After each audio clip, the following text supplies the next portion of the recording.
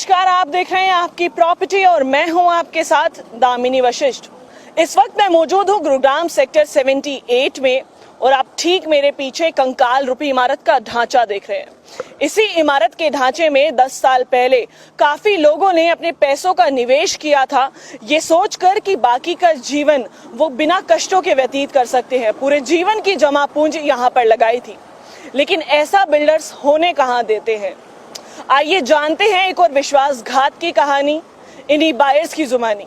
Sir, सबसे पहले मेरा सवाल आपसे ये है, आपका नाम क्या है और आपने कब इन्वेस्टमेंट किया था इस प्रोजेक्ट के अंदर? आखिरी में अब आपको क्या सामना करना पड़ा है? मैं परमिंदर सिंह हूँ। मैंने ये इन्वेस्टमेंट 2012-13 से शुरू की थी। इनका जो प्रोजेक्ट था, हमें इन्होंने बहुत ज़्यादा रोजी पिक्चर दिखाई गई थी और न्यूज़पेपर में एड्स भी आए थे, एजेंट्स भी आए थे और ये कहा गया था कि ये लैंड आसपास डीएलएफ खरीदेगा और इसको बहुत अच्छा डेवलप करके बेचेंगे। खैर, वो तो हम फंस गए। इसका जो कंस्ट्रक्शन लिंक प्लान था वो हमने उसके अकॉर्डिंग हमने पैसा दिया। 2012 से लेके जब ये प्रोजेक्ट लॉन्च हुआ, हम इनके कंस्ट्रक्शन लिंक प्लान के हिसाब से पैसे देते रहे over the years till 2016।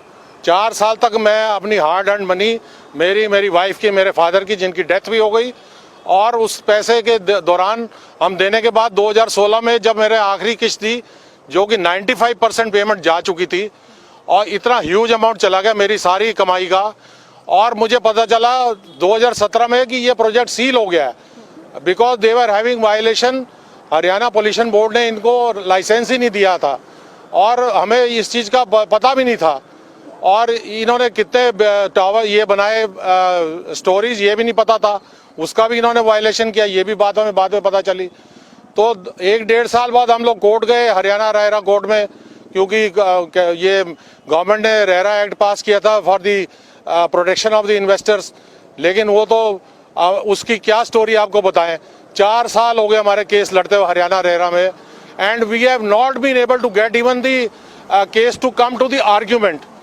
Look at the plight of the Haryana RERA. They don't even listen. I wrote to the chairman Haryana RERA through emails, through letters. फिर मैंने यूनियन लॉ मिनिस्टर को भी 1-2 साल से लिखना शुरू किया, 3 साल से, वहाँ से भी रिप्लाई नहीं आते। अर्बन अफेयर्स मिनिस्ट्री को लिखा, जिसके कंट्रोल में रेरा बिल आता है, और कोई सुनवाई नहीं है। मतलब आफ्टर 27 हियरिंग्स, मैं आपको ये बता दूं कि हमारे बाद के केसेस रिजॉल्व हो गए होंगे हरियाणा रेरा में, लेकिन हमारा केस को आर्ग्यूमेंट में ही लेके आ रहे।